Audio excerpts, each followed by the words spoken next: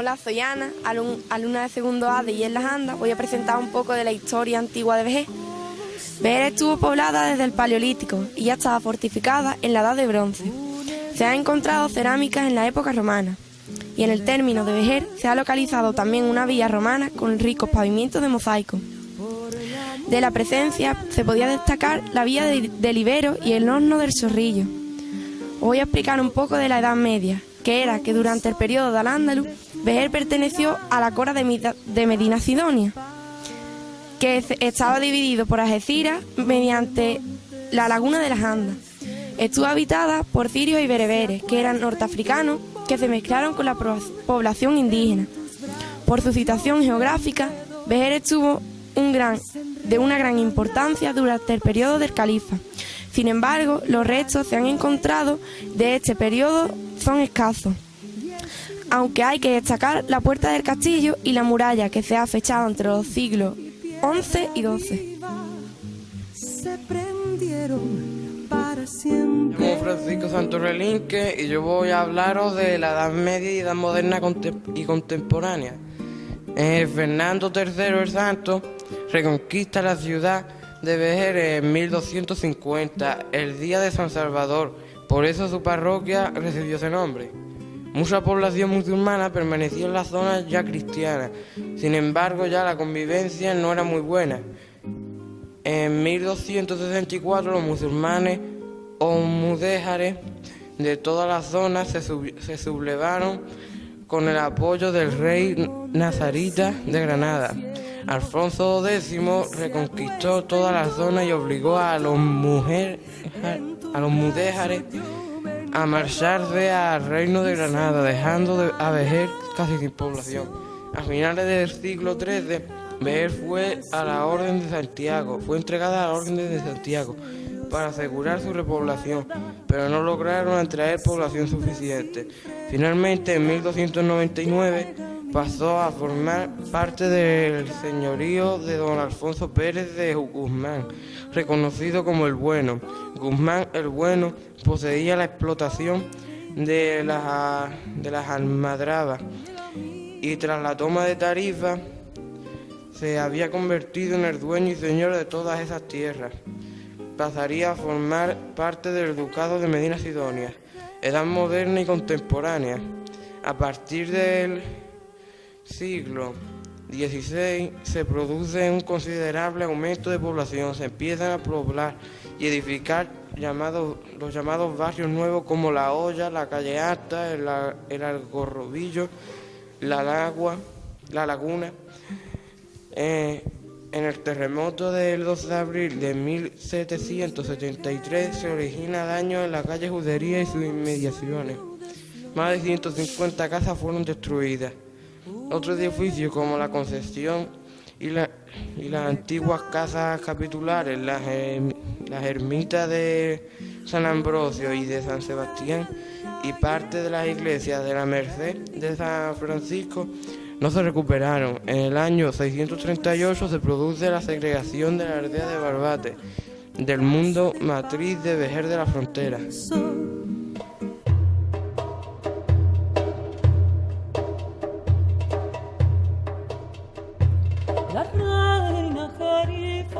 Hola, buenas. Vamos a hablar del recinto amurallado de Vejer. Yo soy Marco. Yo soy Este.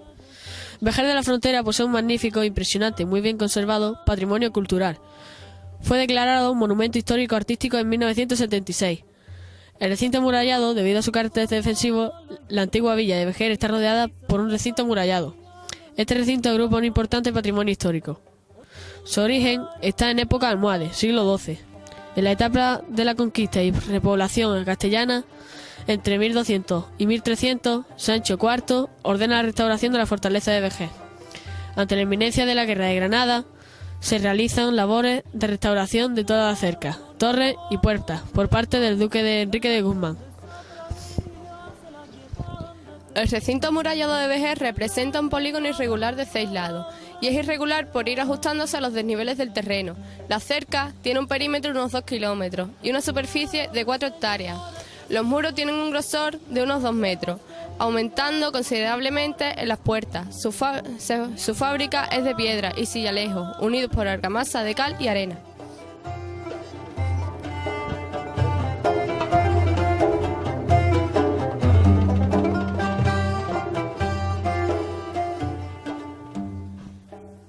Buenos días, soy Juan Pedro Tamayo Guerrero y voy a presentaros la Torre de la Corredera. Desde la Corredera se observa en la muralla un torreón adosado a ella, la Torre de los Castrillones, de características mudéjares. Situada en la parte norte del recinto amurallado, es probablemente la más reciente de las torres. Su construcción debió de ser entre el 1475 y 1480, fecha en la que el duque don Enrique de Guzmán emprende importantes obras de reforma y ampliación de la fortaleza de Vejer. La torre está construida con sillares de piedra muy regulares, que contrasta con el resto de las edificaciones de carácter defensivo, en las que los materiales son más irregulares. Ha sido restaurada y se conserva en buen estado. En su interior hay señales de antiguas hogueras que se utilizaban para mandar mensajes de humo a Medina Sidonia. A la esclava dan la niña.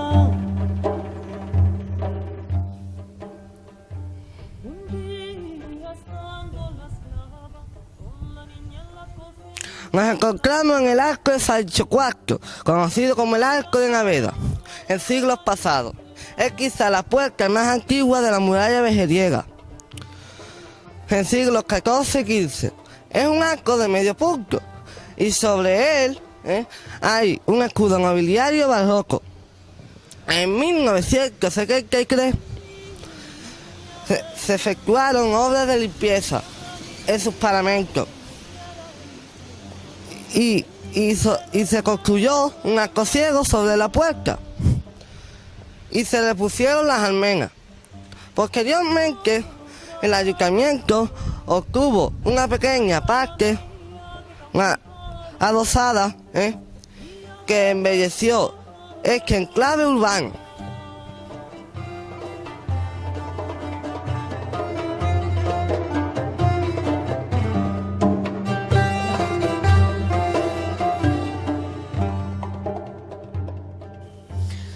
Entrando por el arco de Sancho IV nos encontramos con una pequeña plazoleta en la que se encuentra la casa del mayorazgo. En ellas se ve dos pilastras toscanas y una cornisa quebrada. En su interior hay dos patios, uno en el que vivían los señores de la casa y otro con el que se comunica la torre del mayorazgo y la muralla. Desde su altura se divisa las marismas y la ensenada de Barbate. Por eso decimos que tiene una función defensiva.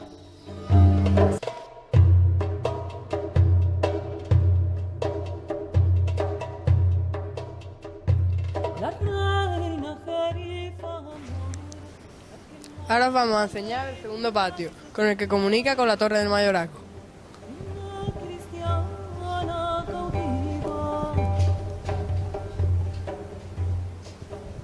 Aquí tenéis el otro precioso patio.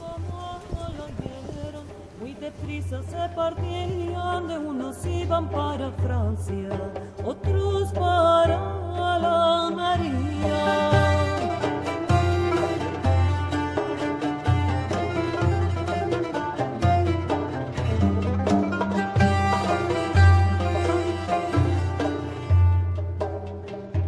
Mataron al conde Flores y a la condesa traían, se la llevan de presente a la reina de Almería.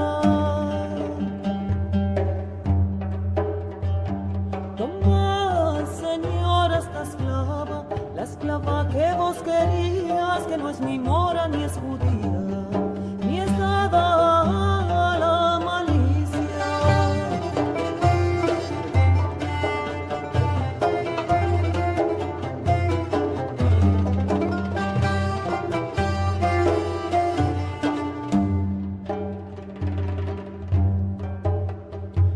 Si no es condesa y marquesa, señora de gran valía, la reina estaba preñada y la esclava estaba encinta.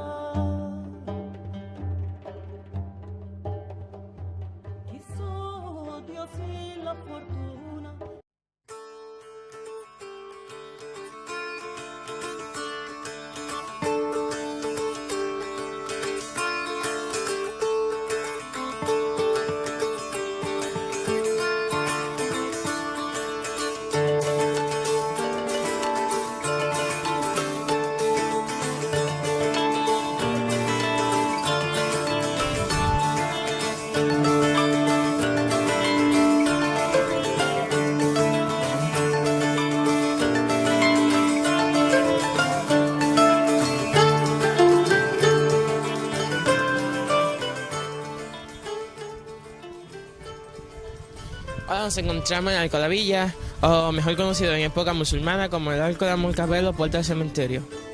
En la ladera exterior, mientras se realizaban nuevas casadas, se han encontrado numerosas tumbas alineadas a la Meca, que hoy esta ladera se llama la Cuesta de Ayuntamiento. Este arco adquirió más importancia en el siglo XVI, con la incorporación de una plaza que se usaba como para usos militares, como para paseo o esparcimiento. La puerta no era una de las más esbeltas, ya que estaba construida con los materiales pobres de la época. En el siglo XX se realizó una profunda reforma, ampliando los muros del arco y acorde con su época.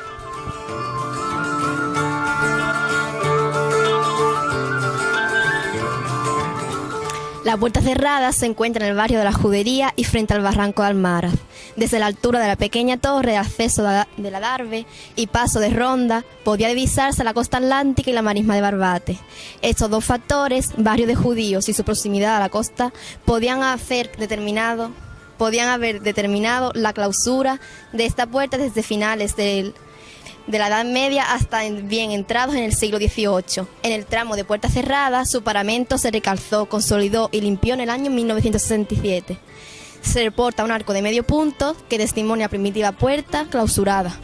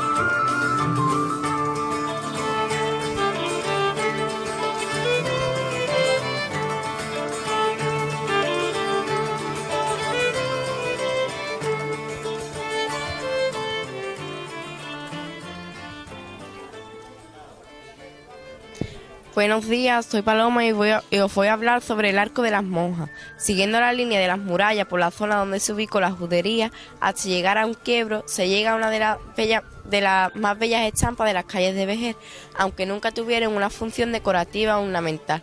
Constituye una sucesión de 4 arcos de medio punto realizados en mampostería y revestimiento de ladrillo que atraviesan la calle de la judería en perpendicular y se apoyan en el muro de la iglesia de la Concepción. Se construyeron hacia el final de la década de los 60, en el siglo XVIII, como contrafuerte del muro sur y de la bóveda de la iglesia de la Concepción, que experimentaba importantes fisuras y amenazaba ruinas como consecuencia del terremoto de 1773. Los arcos de las monjas han sido plasmados por fotógrafos y pintores. Ha sido restaurado a finales de la década de los 90 del pasado siglo.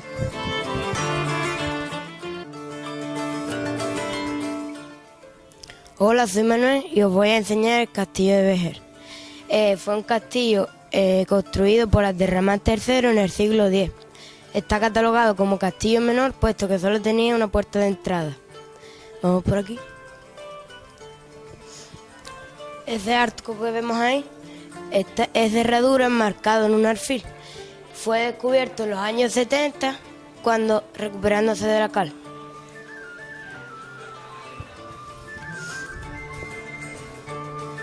Este patio está hecho de espiga para que los caballos y las bestias no se resbalaran a entrar al interior.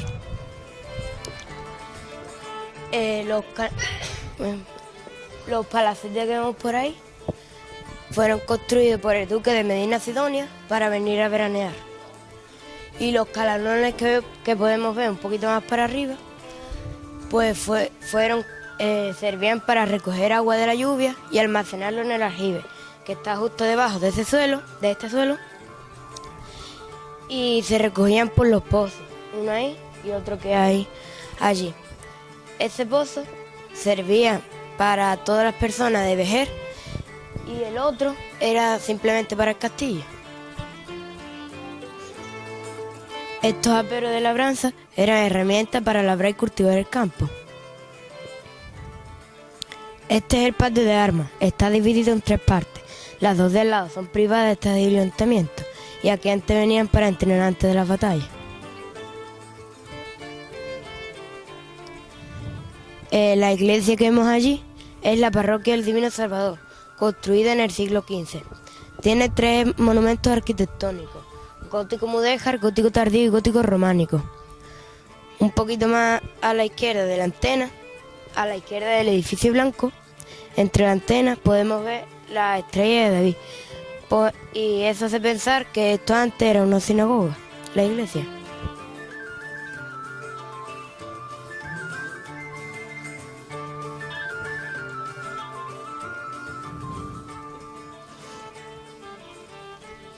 La encina que vemos ahí tiene más de 500 años.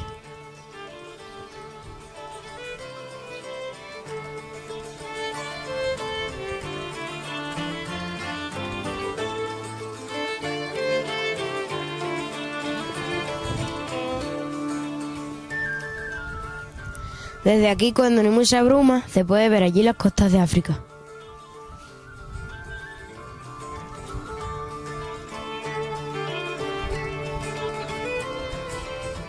Detrás de este hotel antes estaba la laguna de las Andas, que era una de las más grandes e importantes de Europa, y se mandó a secar en la época de Franco porque traía muchas enfermedades y mosquitos. Ahora es un cultivo de arroz. La crucecita que vemos delante de la iglesia, la zona delantera, fue símbolo de reconquista de los cristianos a los moros.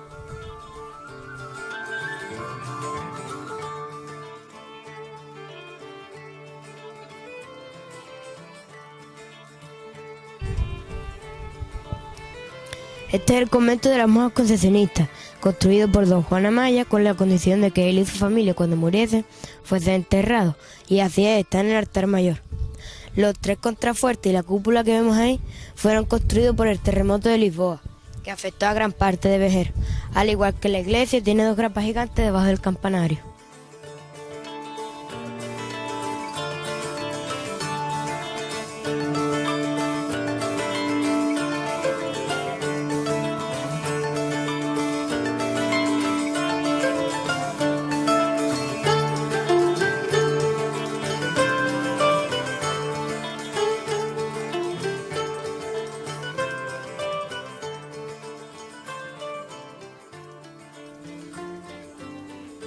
Esta es la subida a la parte privada del castillo, donde antiguamente habitaron la familia Muñoz de Arenilla y los duques de Medina Sidonia o Medina Celi.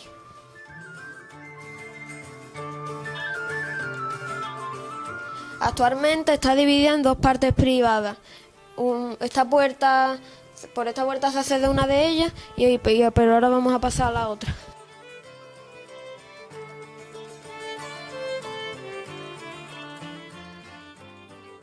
Este es el antiguo salón de baile, donde se realizaban todas las fiestas. Y ese hombre es Pedro Muñoz de Arenilla y Muñoz de Arenilla, que en el siglo XIX compró el castillo a los duques de Medina Celi.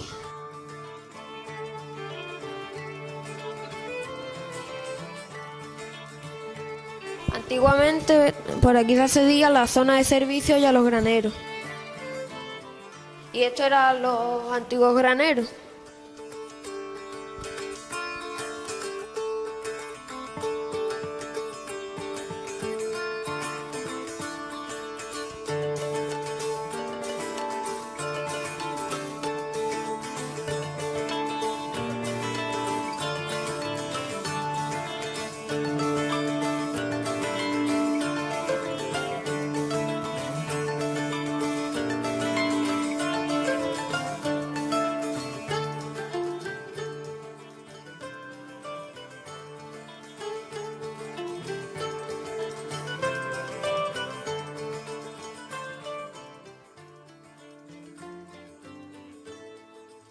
La iglesia fue construida sobre una antigua mezquita. Su anchura es de 18 metros y su longitud de 21 metros.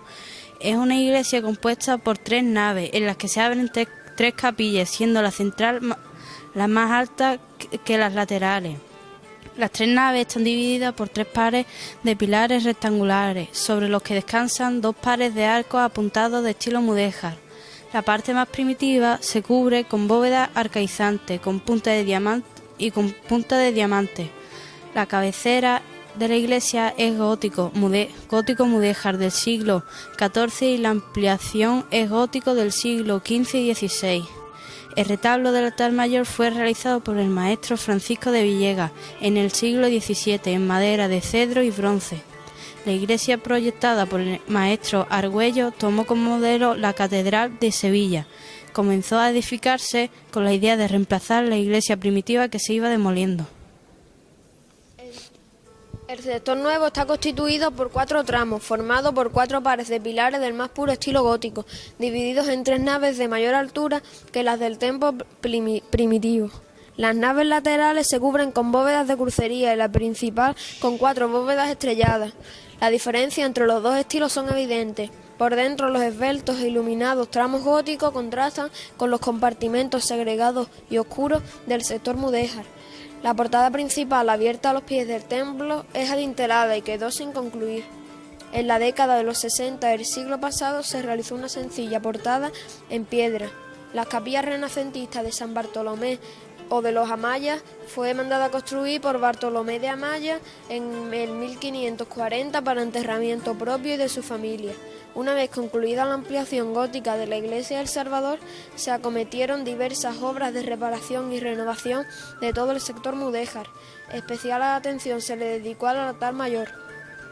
En 1627 el obispo de Cádiz había encargado al escultor Francisco de Villegas el nuevo retablo que presidiría la capilla mayor.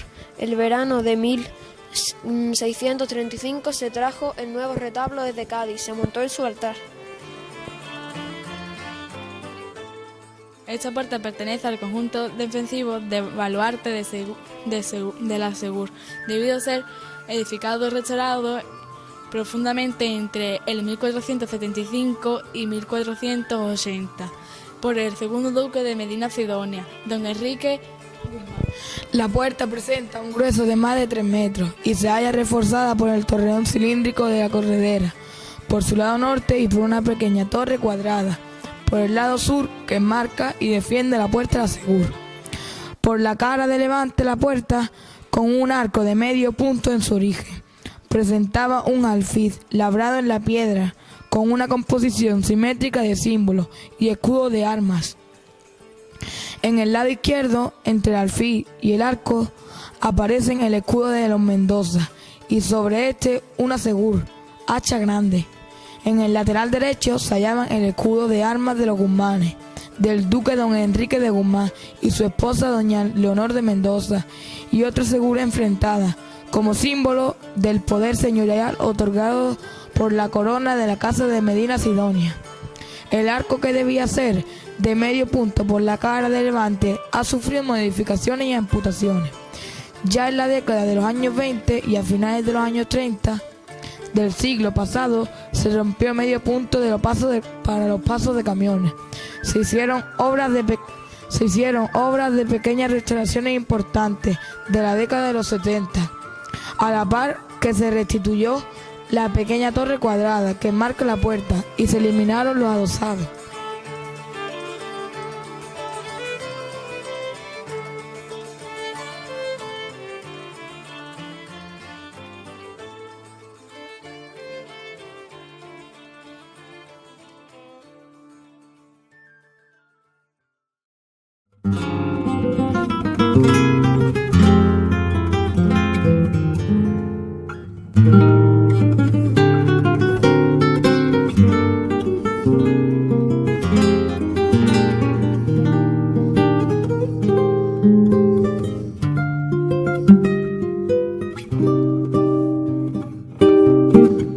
Es vejer como un sueño de flores, un Edén de cal y colores. Por la muralla la hiedra verde y blanco, como el sol de tu mirada, casa de paso, como el monte sube al cielo y se acuesta en tu portón. En tus brazos yo me enredo y se enreda la pasión. Media luna en mis noches y el silencio nos sorprende. Jazmín y piedra viva se prendieron para siempre.